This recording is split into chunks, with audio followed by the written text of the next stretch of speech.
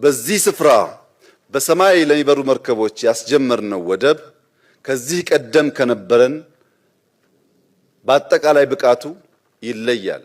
የአዲስ አበባ ኤርፖርት 700 ሄክታር አካባቢ የመሬት ስፋት አለው። እዚህ ቦታ 3900 ሄክታር ገደማ የአየር መንገዱ ብቻ ለተነሱ ሰዎች የተጠቀምናቸውን ቦታ ሲጨምር 5000 ሄክታር አጠቃላይ የአየር መንገዱን ከባቢ የሚሸፍን ስፋት ያለው ቦታ ነው። ለምን ሰፋ ያላችሁ እንደሆነ በስፋቱ ልክ በአየር ላይ የሚመላለሱ መርከቦችን በብቃት ማስተናገድ ችሎ የኢትዮጵያን የእድገት ስብራት የሆነውን ሎጂስቲክስ ለመፍታት በእጅጉ ስለሚያግዝ ነው።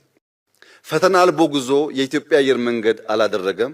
ፈተና አልቦ ጉዞ ኢትዮጵያም አታደርግም። እያንዳንዱ ፈተና ለህልማችን፣ ለጅማሬያችን፣ ለስራችን የሚያጸናን፣ የሚያስተምረን፣ የሚያነቃን፣ የሚያተጋን ይሆናል።